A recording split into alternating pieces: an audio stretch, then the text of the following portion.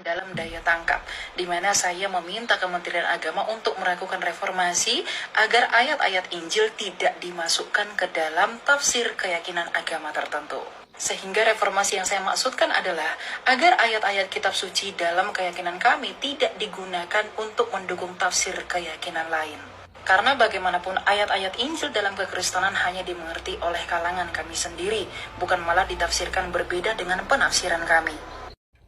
Rungokno buat orang-orang yang berdebat tentang masalah ini, termaksud ini siapa?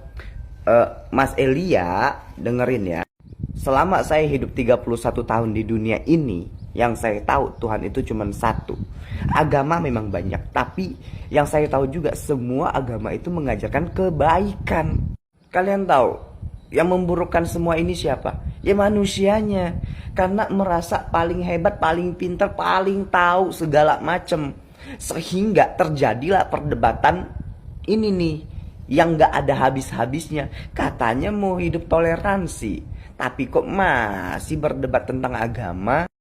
Kalau kalian ingin berceramah atau menginjilkan apapun yang ada di ajaran agama kalian masing-masing, boleh, nggak apa-apa. Tapi kepada orang-orang yang seiman dengan Anda. Terus jangan pernah sampai menyenggol agama lain atau mengatur-ngatur agama lain untuk tidak ini. Itu udah salah sebenarnya. Kalau belum bisa hidup bertoleransi dengan agama lain, please jangan mengucapkan kata saya ini orang Indonesia dan saya sangat toleransi dengan agama lain. Semua orang yang beragama juga pasti bilang agama saya yang paling baik, agama saya baik. Semua agama itu baik, tergantung manusianya ini mau dibawa ke arah kemana. Udahlah, hidup damai aja di dunia ini. Surga neraka gak ada yang tahu, oke? Yuk kita bahas ini ya, soalnya aku udah gregetan kenapa masalah sesimpel ini lama banget kelarnya. Halo Mas Elia, saya gak ada masalah dengan Anda melakukan perdebatan agama, membahas kekristenan dan keislaman menurut sudut pandang Anda, karena memang itu hak Anda. Menurut Anda Islam salah, menurut orang Islam Kristen salah, itu normal dan masih dalam ranah perdebatan. Yang gak normal itu kalau kita udah masuk ke ranah kebijakan, meminta atau membuat surat terbuka kepada Kementerian Agama untuk merevisi penafsiran Al-Quran yang menggunakan Injil. Pertama, kita Muslim meyakini bahwa Al-Quran menyempurnakan kitab-kitab sebelumnya, Taurat, Injil, dan lain sebagainya. Tapi kami juga meyakini sebagian itu sudah diubah. Jadi kami masih boleh mengutip kitab-kitab tersebut selama tidak bertentangan dengan akidah atau keyakinan kami. Jadi salah kalau Anda bilang, kan menurut kalian kitab-kitab terdahulu itu udah dipalsukan, kenapa kalian masih pakai? Bukan gitu, bukan palsu menurut kita Mas, tapi awalnya benar terus ada yang diubah gitu. Poin kedua, Anda bilang tapi itu kan Injil kami, harusnya jangan digunakan dalam penafsiran kalian dong. Mas, kalau gitu apa bedanya dengan umat Kristen yang menggunakan Perjanjian Lama yang notabene sebenarnya adalah kitab yang diturunkan kepada Yahudi atau Bani Israel untuk membenarkan Injil kalian? Orang Yahudi kan tidak mengakui Yesus. Terus kalian menggunakan kitab mereka untuk membenarkan Yesus. Harusnya mereka juga bisa protes dong. Bisa dibawa juga ke ranah hukum atau ke ranah kebijakan. Tapi Anda bilang, enggak semua Yahudi itu menolak Yesus. Ada juga kok sebagian yang mengakui Yesus. Ya sebagian kecil kan, sebagian besar tetap tidak mengakui kan. Jadi jangan dialihkan dari topik utamanya. Tapi keyakinan Kristen tuh banyak banget kesamaannya dengan keyakinan Yahudi. Beda sama Islam yang beda sendiri. Dari segi A, B, C, D. Nanti Anda jelasin panjang lebar perbedaan antara Kristen dan Yahudi yang menurut Anda itu jauh lebih sama, jauh lebih similar dibandingkan dengan Islam yang menurut Anda beda sendiri. Mau sesama apapun agama Kristen dan agama Yahudi, agama Kristen tuh tidak diakui oleh mayoritas orang Yahudi. Dan segala penolakan ini, Yahudi yang menolak Kristen, Kristen yang menolak Islam, itu normal-normal aja kalau masih dalam ranah perdebatan, gak ada masalah. Mau debat panjang lebar argumen A sampai Z silahkan. Tapi ngapain sampai buat surat terbuka ke Kementerian Agama, karena ini masuknya ranah kebijakan. Jangan standar ganda, Anda menyalahkan umat Islam yang mengutip Injil, tapi Anda gak menyalahkan diri Anda sendiri yang mengutip kitabnya orang Yahudi, yang tidak mengakui agama Kristen. Poin ketiga, Anda bilang gimana perasaan kita Muslim kalau dalam penafsiran Injil misalnya, itu kalian menggunakan Al-Quran untuk membenarkan Trinitas. Saya pribadi nggak ada masalah ayat Al-Quran mau kalian gunakan untuk apa dalam naskah akademik kalian karena itu keyakinan kalian. Tapi kalau Anda mau menggunakan Al-Quran untuk membenarkan Trinitas, itu menurut saya agak lucu. Kenapa? Kalau kami nih, Muslim masih bisa menggunakan Taurat dan Injil, karena menurut kami memang asalnya dari Allah, cuma emang ada yang diubah. Lah kalau kalian nganggap nabi kami nabi palsu, berarti semua yang dikatakan termasuk Al-Quran yang diturunkan kepada nabi kami itu semuanya salah dong. Terus gimana caranya Al-Quran yang menurut kalian salah bisa membenarkan Trinitas? Nggak masuk akal kan? Lain halnya dengan kalau kalian mau membahas ayat Al-Quran tentang keyahudian dan kekristenan. Kalian mau ngambil salah satu ayat Al-Quran tersebut, terus kalian bahas di naskah akademik kalian, kalian cari kesalahannya menurut kalian yang benar ini segala macam dalam naskah-naskah kalian, silahkan. Bahkan dalam Al-Quran dikatakan, A'udzubillahi minasyaitonirrajim, Qul hatu burhanakum in kuntum shodiqin. Katakanlah, datangkanlah bukti-bukti kalian jika kalian orang yang benar. Jadi Al-Quran itu justru mendorong orang-orang non-muslim untuk membawa bukti-bukti kalian untuk membantah ayat-ayat Al-Quran. Silahkan. Selama dalam ranah akademik kalian bisa lakukan itu dan tidak boleh ada penghinaan. Jadi Mas Elia, silahkan lanjutkan aja argumen-argumen Anda tentang kekristenan dan keislaman menurut keyakinan Anda, tapi jangan bawa-bawa ke ranah kebijakan. Juga asumsi teologis keimanan masing-masing. Namun keimanan kekristenan merupakan keimanan yang terkonfirmasi oleh fakta sejarah. Kelahiran Yesus di Migdal Eder adalah sebuah fakta historis.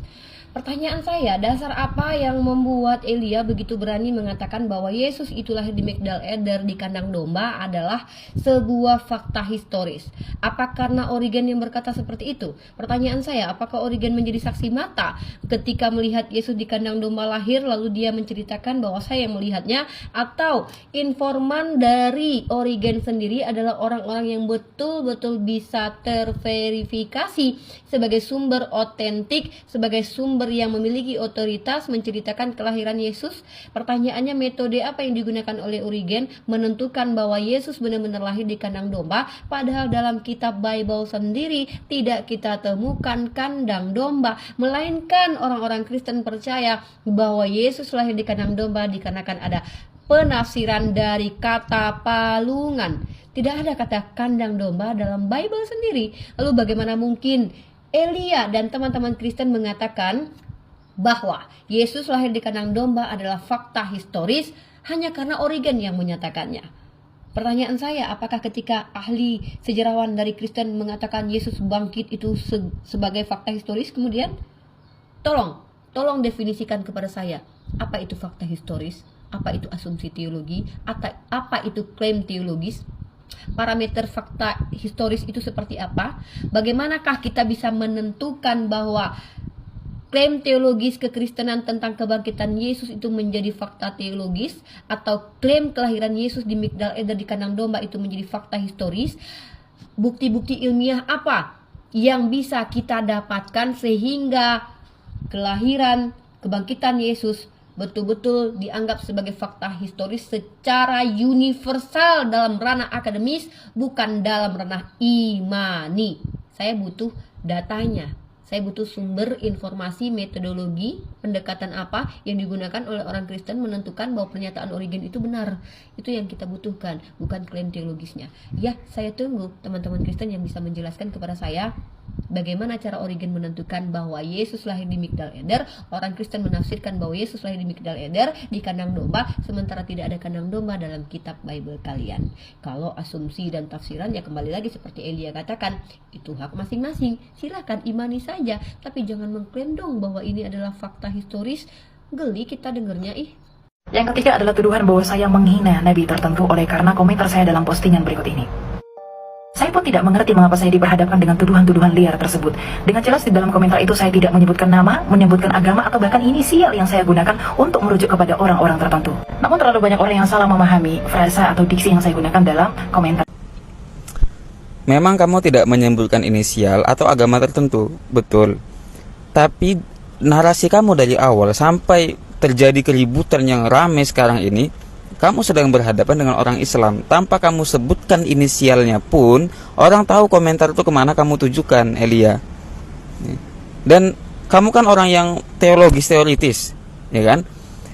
Narasi kamu, pilihan kata kamu di kolom komentar itu sangat provokatif. Itu mengundang kemarahan orang. Nah, sekarang kamu menghilang, nggak tahu entah kemana.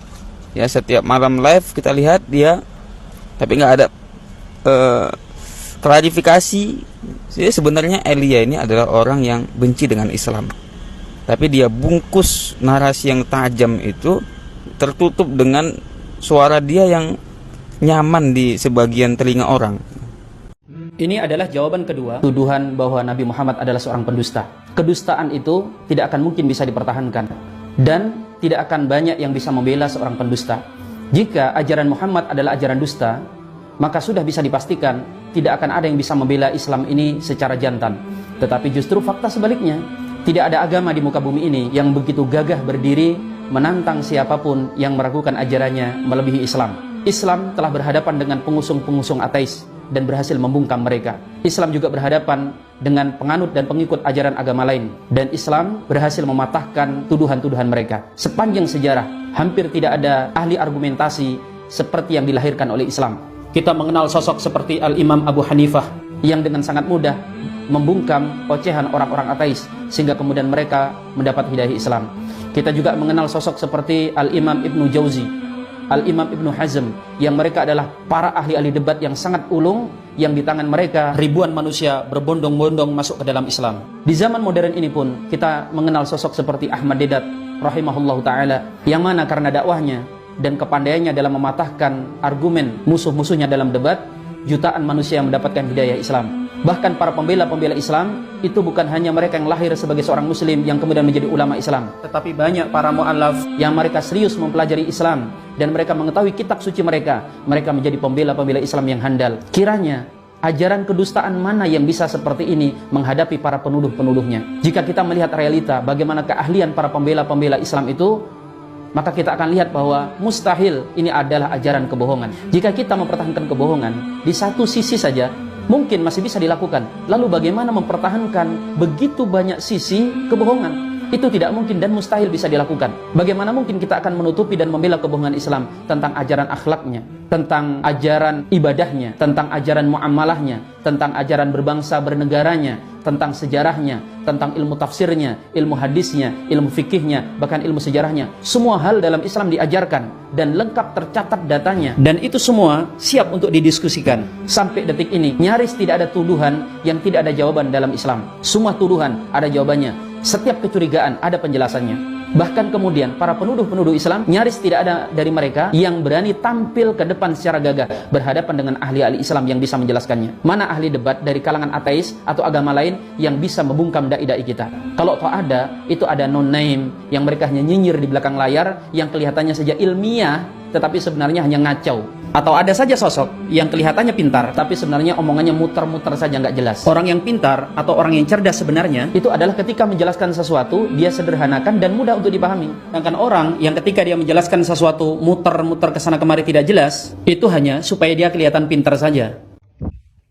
Kata guru kami Habib Umar bin Hafid, ngapain sih lo sumpah kepada sesuatu yang sudah Tuhan takdirkan untuk diri lo, yang artinya itu gak bisa diubah dan berasal dari Tuhan yang maha cinta kepada lo. Kemungkinannya kan dua. Satu, karena lo kurang berusaha secara maksimal sehingga yang ditakdirkan itu tidak sesuai dengan yang lo inginkan, karena takdir Tuhan itu sesuai dengan yang lo usahakan. Itu yang namanya adil.